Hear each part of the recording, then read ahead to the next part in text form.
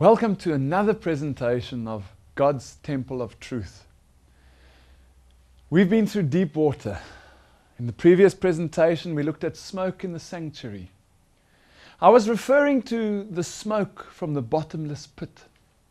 But you can also see how with the smoke in the sanctuary of the high priest with his incense, how the high priest manipulates and changes every item within the sanctuary. He does that specifically to make sure that Christians are no longer worshipping Yahweh, Jesus Christ, as God, but that they are involved in worshipping Satan, even though they don't know it. Remember, when Jesus' disciples came to him, they said to him, "Lord, tell us, what will be the sign of thy coming and of the end of the world?" Two critical questions. What will be the sign of your coming and of the end of the world? The first thing Jesus says to them is, be careful that no man deceives you. Oh, and then there's a shopping list of earthquakes and pestilences and this and that and the next. The first thing he says is deception, deception, deception. Doesn't the Bible say that even the very elect will be deceived? Even the very elect. Why? Do you remember what we read in the beginning? Matthew 7, where it said, "Lord, have we not prophesied in thy name? Have we not cast out devils in thy name? Have we not done many wonderful miracles in thy name?" And the Lord says, "I never knew you." Is that starting to make sense now? Well, in this presentation entitled "The Effects of the False Prophet," we're going to be looking at how the manipulated sanctuary system influences Christianity. You will remember the two sections of the sanctuary: Satan's domain in the outer court and the Lord's domain on the blue section or the inner court over there. We have by now recognized Satan's high priest, and we also recognize God's high priest. Two high priests in the sanctuary. Two high priests in the sanctuary. And we're going to be seeing in this presentation and in the next couple of presentations various aspects about these high priests and how things work with them. There you see on the graphic the Lord's domain, Satan's domain and the Lord's domain superimposed over the graphic, the movement of Christ to the baptism, to the cross. That was where Jesus fell under the power of Dagon, where he came into the heart of the earth, became one with sin for us. But he didn't stay there. He went back to heaven, and up to AD 34, when the period ends of the 70-week prophecy, on his ascension to heaven, Jesus becomes our high priest. And these two high priests are now in the sanctuary. But watch what happens. 1810 years later, Jesus moves into the most holy and there takes up his role as high priest in the most holy. Now, the question is, what happens to this guy? Can we see what happens? Well, as Jesus moves, he lets go of the jurisdiction of the holy place. What do I mean by that? Well, think about it. Wherever Jesus is, that's present truth and all truth. We've discussed that and we've seen that. So, if in the holy place,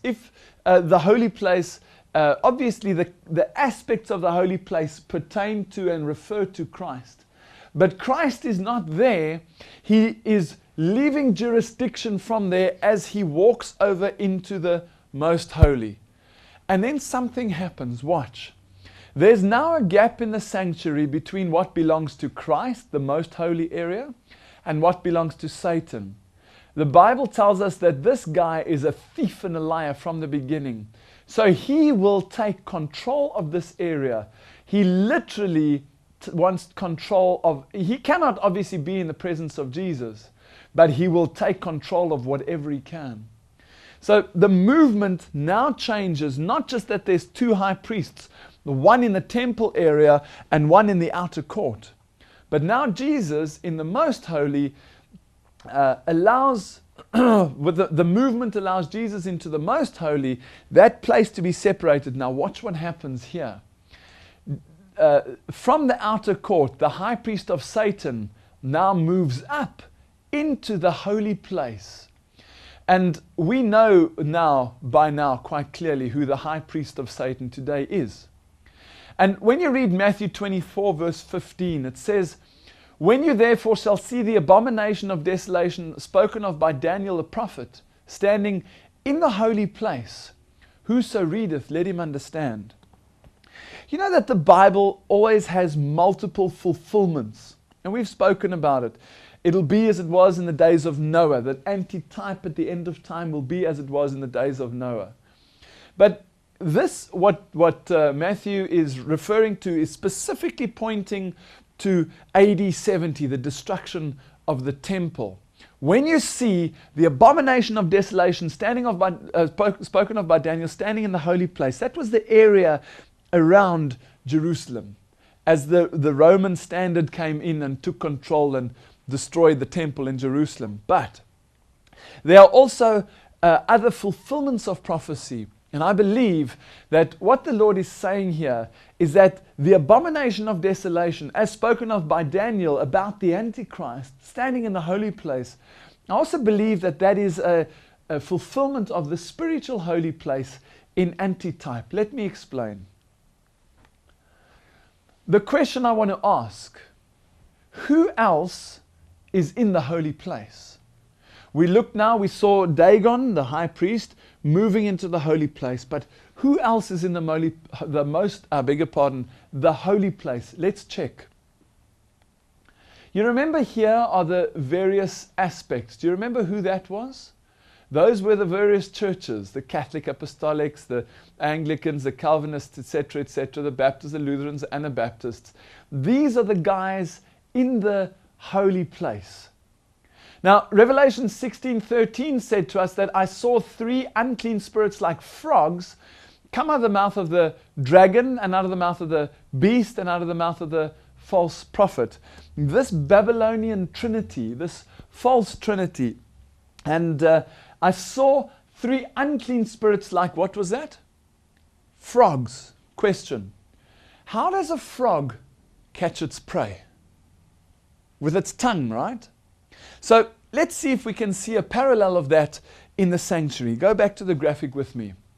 There followed another angel saying, Babylon is fallen, that great city, because she, this harlot in Revelation 17, Roman Catholic system, has made all the nations drink of the wine of the wrath of her fornication. And he cried mightily with a strong voice, saying, Babylon the great is fallen, is fallen. It has become the habitation of devils, the hold of every foul spirit, and a cage of every unclean and hateful bird. For all the nations have drunk of the wine of the wrath of her fornication. What is being discussed here? Babylon has fallen, has fallen. She, this woman, Babylon, the Bible speaks about this woman with Babylon, mystery, the great, that's got this written on her forehead. This is the Roman Catholic system. And if you have a look at this, what does it mean, the cage of every foul spirit? Well, can you see somewhere in the sanctuary a cage-like structure? Remember Revelation 18? Babylon has become the habitation of devils, the hold of every foul spirit, and the cage of every unclean and hateful bird. Can you see that? Can you see a cage of, there's the cage structure. Now, brothers and sisters, listen to me carefully, please. Babylon has got an agenda. You and I, in our innocence, are worshipping the Lord. Remember the time of ignorance the Lord winked at? Acts 17, verse 30, right? The time of ignorance the Lord winked at? Well, this is the wonderful truth about Jesus. He knows what you know and He knows what you don't know. But then He says, go and teach all nations. You are the light of the world. Go and take my light as the light of the world out to the people. That's what we're doing here. Now, inside this area, Babylon has its influence, has become the habitation of devils. Let me explain this, I think, a little bit clearer by looking into this quote from Early Writings, page 54 to 56. It's quite a long quote, so bear with me as we read it together. The end of the 2,300 days. Do you remember what happened there? Jesus moved from the holy to the most holy, right? At the end of the 2,300 days. What was that date? 1840 what? 1844. Let's read this. I saw a throne, and on it sat the Father and the Son. I gazed on Jesus' countenance and admired his lovely person. The Father's person I could not behold, for a cloud of glorious light covered him. Before the throne, I saw the Advent people, the church, and the world. Three groups of people. The people waiting for the coming of Christ, the Advent people. Then the church, the rest of Christianity, and then the world. Let's read on. I saw two companies. One bowed down before the throne, deeply interested, while the other stood uninterested and careless. Those who were bowed before the throne would offer up their prayers and look to Jesus. He would then look to his Father and appear to be pleading with him. A light would come from the Father to the Son, and from the Son to the praying company. Then I saw an exceeding bright light come from the Father to the Son, and from the Son it waved over the people before the throne. But few would receive this great light. Many came out from under it and immediately resisted it. Others were careless and did not cherish the light, and it moved off from them. So a bright light. You have this situation. There are those that are earnestly in prayer, kneeling in front of the throne of God, and others that don't really care, as they do what they do as Christians. And Jesus is interceding between God's people and the Father. She says, I saw a bright light come from the Father to the Son, from the Son to his people. And some of the people grabbed it, but most of them resisted it. Let's read on. Some cherished it and went and bowed with the little praying company. This company all received the light and rejoiced in it, and their countenance shone with its glory. Now listen very carefully. I saw the Father rise from the throne and go into the Holy of Holies within the veil and sit down. Then Jesus rose up from the throne, and the most of those who were bowed down arose with him. I did not see one ray of light pass from Jesus to the careless multitude after he arose, and they were left in perfect darkness. The Father gets up and goes into the most holy. Right? Jesus rose up and went with him. Most of those who were with Jesus, bowed down with him, arose and went with Jesus. Now let's read carefully what happens.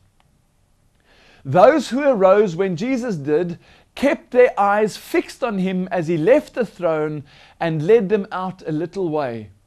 There I beheld Jesus, a great high priest, standing before the Father. On the hem of his garment was a bell and a pomegranate. A bell and a pomegranate.